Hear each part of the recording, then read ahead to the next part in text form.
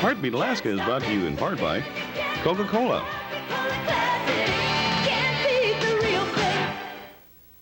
By the generous support of the Alaska Native Health Board. Heartbeat Alaska is also brought to you in part by the Public Information Office of the North Slope Borough.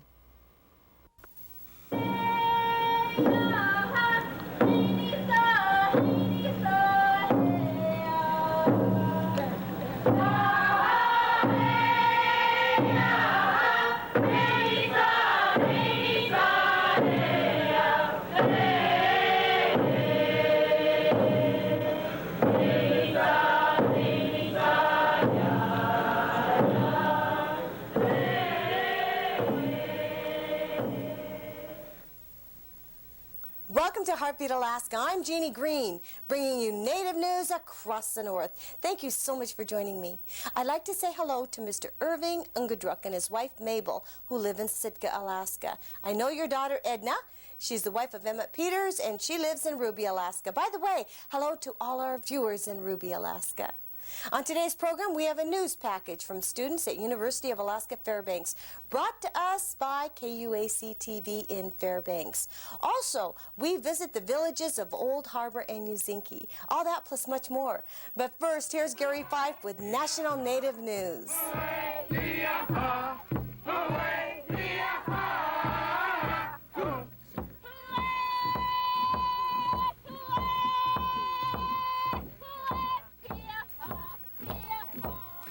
This is National Native News. I'm Gary Fife. Season's greetings.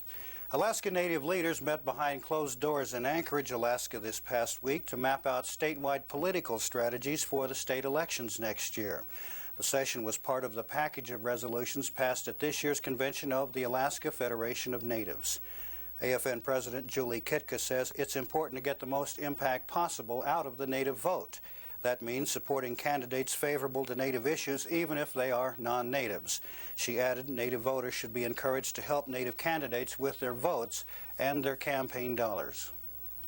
President Clinton has signed the Tribal Justice Act. The measure, which was signed December 10th, is designed to give tribes the assistance they need to make stronger and more effective judicial systems to serve their reservations. The bill adds money for administrative costs for tribal justice conferences, elevates the position of BIA Judicial Services up to an Office of Tribal Support, and provides for an annual survey of tribal justice needs. The President has also finally signed the Interior Department Appropriations Bill that sets the 1994 budget for the Bureau of Indian Affairs. The total is less than the BIA asked for, but more than they got last year. For the fiscal year 1994, the BIA gets a total of $2.3 billion for the agency to operate its tribal programs, build new facilities, and meet other financial commitments to the natives it serves. Plans are now being made for Native American journalists to meet in a national convention with other journalists of color this coming July. The Native American Journalists Association will meet with the National Association of Black Journalists, the National Association of Hispanic Journalists, and the Asian American Journalists Association. They'll be in Atlanta, Georgia, July 27th through the 31st. They'll be gathering to assess the American news industry on their coverage of minority communities, plus their hiring practices. A holiday parade in Boulder, Colorado avoided confrontation with local Native activists when YMCA officials agreed to scrap plans for a float and local parade that used a Native American theme. The float in question was one built and used by the YMCA Indian Guides program for children. One local Native said he was embarrassed seeing a white man dressed in buckskins and a war bonnet riding a float with non-Native children wearing feathered headbands. The opposition to that float has generated a rethinking of some Colorado YMCA Indian Guides programs, with a possibility of ending some of those programs. And finally, for the second year in a row, the Miss National Congress of American Indians title has gone to an Alaskan. 20-year-old Tara McLean of Barrow was crowned in Reno, Nevada by the outgoing Queen, Anna Cook of Bethel. Cook says the Alaska delegation didn't expect the judges to select a queen from Alaska for 2 years in a row. Since the contest began in 1968, the title has gone to an Alaskan 5 times. McLean is the daughter of Representative Eileen McLean. During the pageant, McLean gave a speech on the importance of subsistence whaling, and she gave the judges a piece of muktuk to sample. This is National Native News, and for Heartbeat Alaska, I'm Gary Fife. Thanks, Gary. We'll see you next week. And on the Heartbeat Alaska Christmas special. By the way, you will be seeing in just a second the times and places where in Alaska the Heartbeat Alaska Christmas special will be aired. We'll be back with more news from all over the state right after these messages.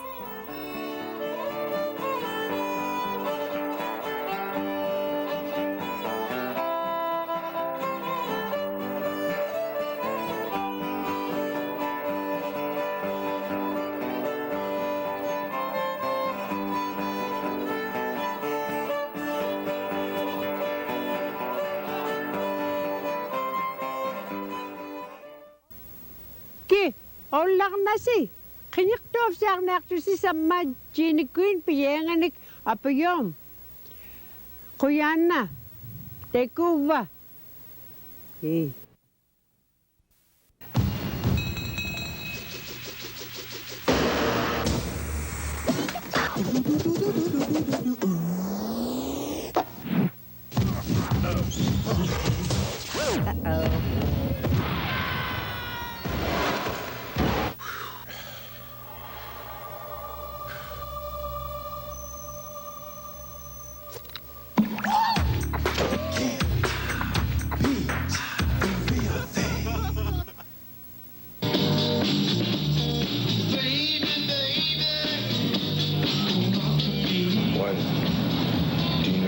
Between HIV and AIDS.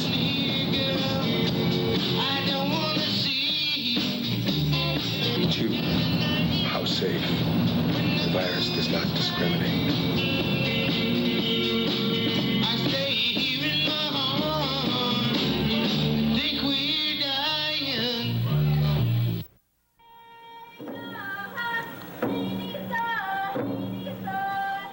Greg Nothstine, the coordinator for the Alaska Federation of Native Sobriety Movement, was in the village of Old Harbor recently. He brings new meaning to the word pulling together.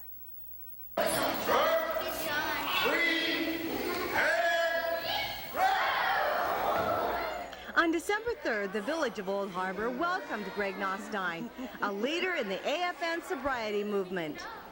He also made history by leading the community members in a first ever blanket toss in Old Harbor. Free and proud! Greg shares with community members his message on the importance of sobriety among Alaska Natives. He likens it to the blanket toss, with the person being tossed in the middle of the blanket having to rely on those holding the blanket, in other words, the community, for support. By pulling together on the blanket to support the person being tossed, community members learn that they must also pull together to support someone practicing sobriety. The whole idea behind this sobriety movement is not to condemn anybody for their previous behavior. If they're indulging in the beverages of their choice, that's their right. What we would like to do is invite people who look at sobriety with a different point of view and who like living this way to come right out and say it and try to attract other people into living this lifestyle. The AFN sobriety movement, its concept on sobriety is a positive, healthy, productive way of life, free from the devastating effects of alcohol and drugs. And what we try to tell people is we're not social police. We don't want to go out there and condemn anybody. We don't want to be witch hunters. What we would like to do is support those people who are already leading a sober lifestyle and just throw appreciation in their direction. Because at one time, accentuating the positive did not come easy to Nothstine. He grew up in a family of alcoholics. As an angry young man, he was shifted around from boarding homes to boarding schools. While attending Mount Edgecombe High School in Sitka, he discovered Native traditional games. And Greg Nothstine finally fit in. The village of Old Harbor has a population of around 280 people. It's located on the southeast coast of Kodiak Island. Recently, the Old Harbor Tribal Council passed a resolution to become a charter member of the AFN sobriety movement. They welcomed Greg Nothstine to share his message, and they showed their appreciation with a community potlatch.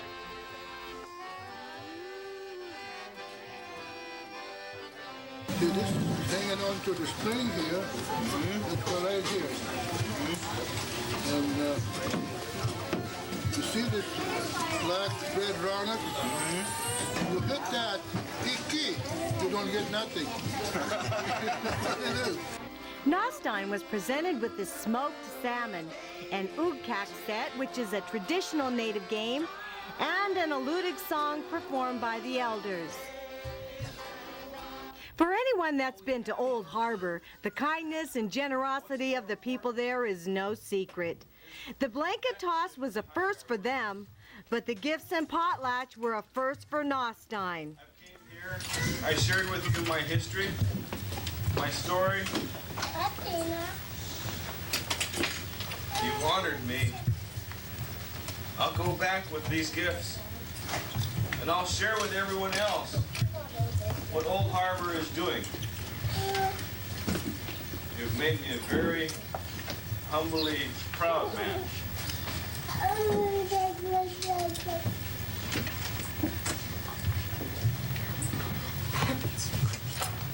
This has never been done for me before.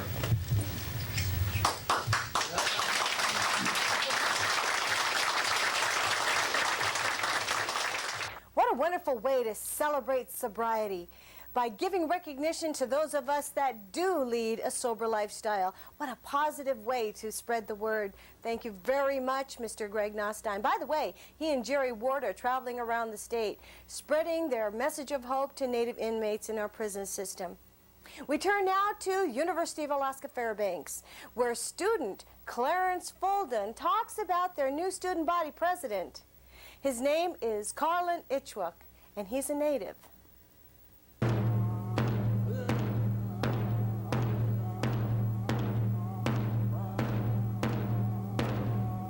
There's always this cultural balance that you need to have in order to accomplish other things. Part of my balance has become the cultural aspect of the native Inupiaq people. Student body president Karlin Itchoak's ability to balance culture and politics has helped to breathe new life into UAF's student government. Itchoak was born and raised in Nome, Alaska, and his father was a full-blooded Inupiaq Eskimo, while his mother is a native New Yorker. He believes their union makes his perspective as president unique. I've always thought that rather than having a fork, do I have to choose the native culture or the non-native culture? I've always thought that when my mother and father, this is going to sound corny, but when my mother and father fell in love, the fork was combined. So I have one road. Therefore, I have an obligation towards both cultures. Many of the president's obligations require that he convey the needs of the students at UAF. But at a recent welcome rally for former presidential candidate Ross Perot, Itchoak was able to pass on a personal message to the audience. The message to you is to stay away from drugs and alcohol, and to keep AIDS, alcohol, and other drugs out of your life. Even though Itchoak is a political science major and one day hopes to earn a living in the political arena, he makes it clear that he will not be labeled a typical politician. People say, oh, you're going to be a politician. I like to think, no, I'm going to be a leader. A leader is someone that understands the people, and a politician is someone that understands politics. The diverse student body at UAF has elected Karlin Itchoak the leader as their student body president. Clarence Boldon for UAF This Week. Thank you so much, Mr. Clarence Boldon, student at University of Alaska Fairbanks in their broadcast journalism class. And also, thank you, Mr. Mark Madger of KUAC-TV. We have more news coming up from all over the state right after these messages, including the fourth-generation dancers from Metlakatla. That's later on.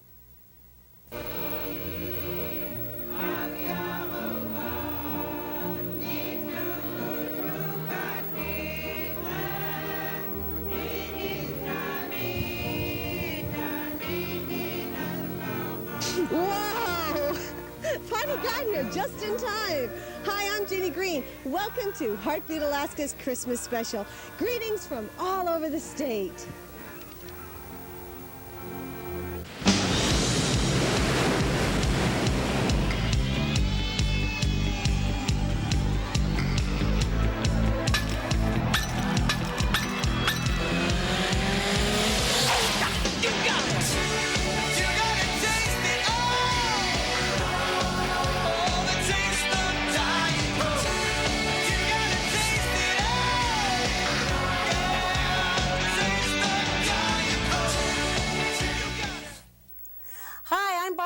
From Seward, and I watch Heartbeat Alaska every Sunday. And not just because she's my sister either.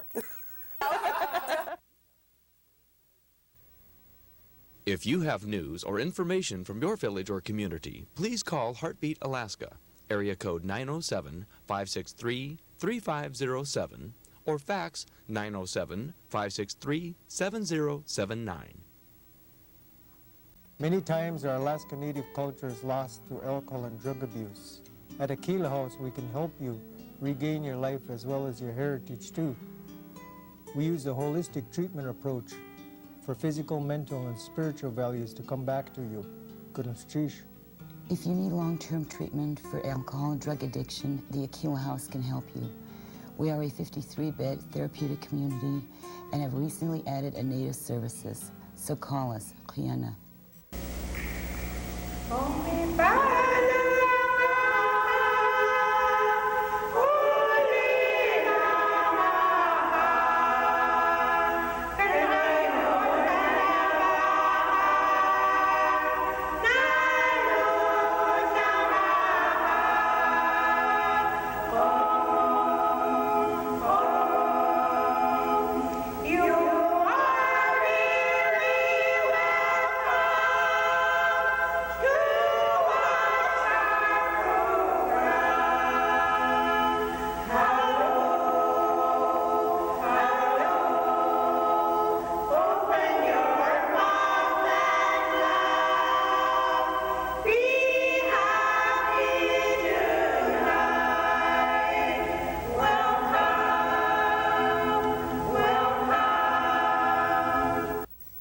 Welcome back.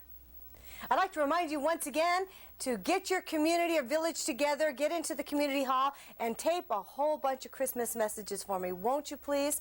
And also the Savunga Comedy Players. I'd love to have some carols in Siberian Yupik. Please get together and get those to me as soon as you can. Let's travel to another village now, this time Ouzinkie, located 10 air miles from Kodiak.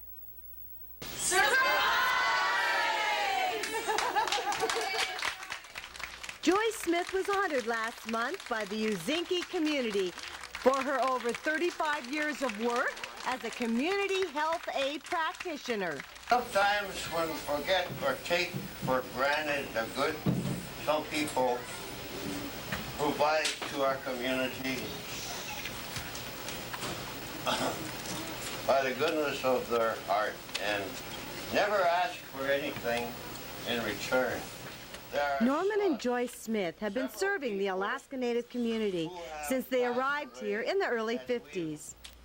Joyce's work as a community health aid practitioner actually began in Larsen Bay in 1954. Back then, doctors would fly to villages twice a year if they were lucky, so local people were trained to help in the medical field.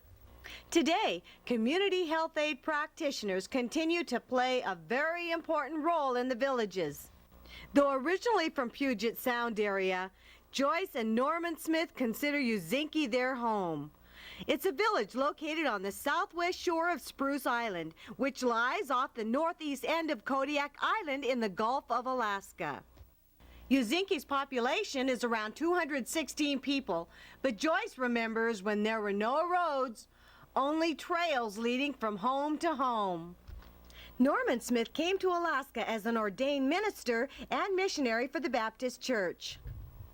He was called to operate a missionary boat, traveling into villages to hold services around the Kodiak area. The church retired him in 1977, but Joyce and Norman decided to stay in Alaska because their work was not done.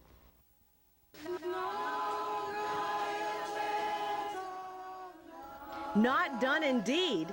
Joyce continues to teach kindergarten and preschool in her home. She's been doing that for 45 years too. As for retiring as community health aide, well, she still makes daily checks on elders, visiting and taking blood pressure. They would miss her if she stopped. Norman has never really retired from his ministry, living and working in Ouzinkie. Not separate, but a vital part of the Native community.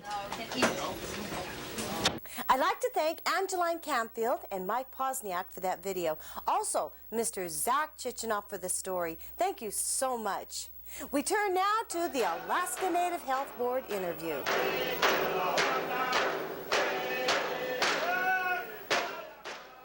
Hi, today we're talking with Greg Moses, who is the Director for Health Education for the Yukon-Kuskokwim Health Corporation, serving Bethel and Western Alaska. Among the projects that Greg oversees is a project that provides a unique approach to prevention of diabetes, and they call it the 100-Mile Club. Greg, what's the 100-Mile Club? Okay, YKHC's 100-Mile Club is to promote the prevention of diabetes through exercise and a healthy, active lifestyle. In February of 1987, the program began, and the reason it started was because there was an increase of diabetes among Alaska Natives in our area and throughout the state. So we wanted to prevent the decrease of diabetes in our area and state through promoting a program, Prevention of Diabetes. So we were looking around and we found a program in Windrock, Arizona called the 100-Mile Club. And it promoted the prevention of diabetes. And the reason the Indians in their area had a high rate of diabetes, so we looked at the program, we liked it so much that we implemented it in our area, and we've had that program since then. Greg, we often hear that people need to watch what they eat to prevent diabetes, but the 100-Mile Club takes a different approach. They look at exercise.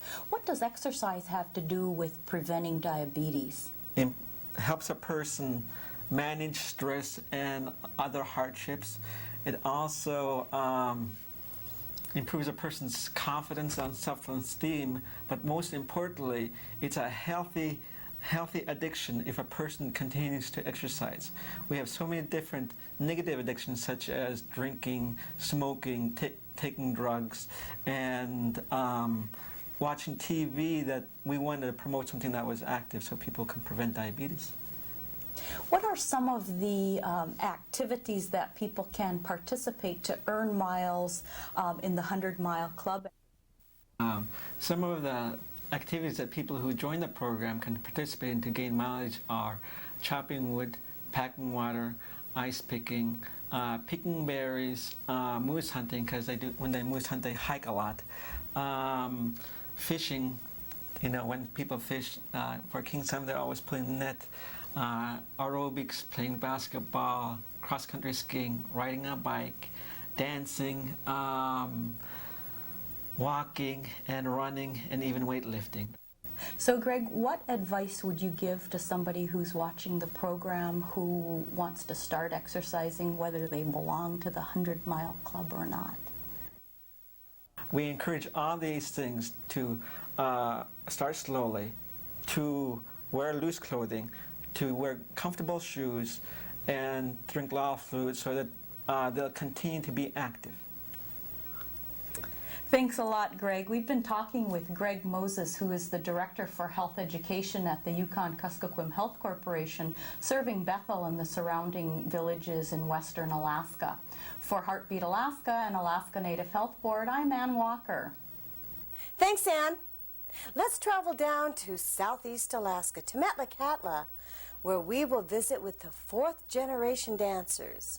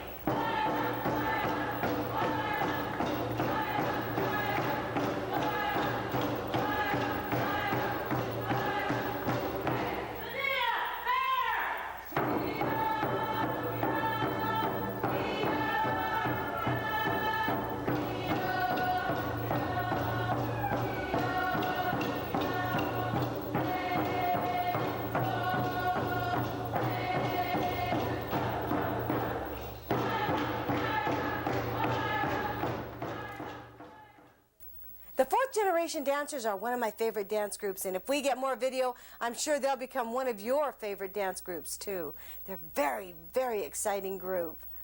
Thank you so much for joining me. Next week on Heartbeat Alaska, we'll be taking a look at 1993. If you have a special segment or program that you loved, give me a call. We'll try and get that particular story on. I'm Jeannie Green. Send me your Christmas messages right now. Thanks for joining me, and I'll see you next week.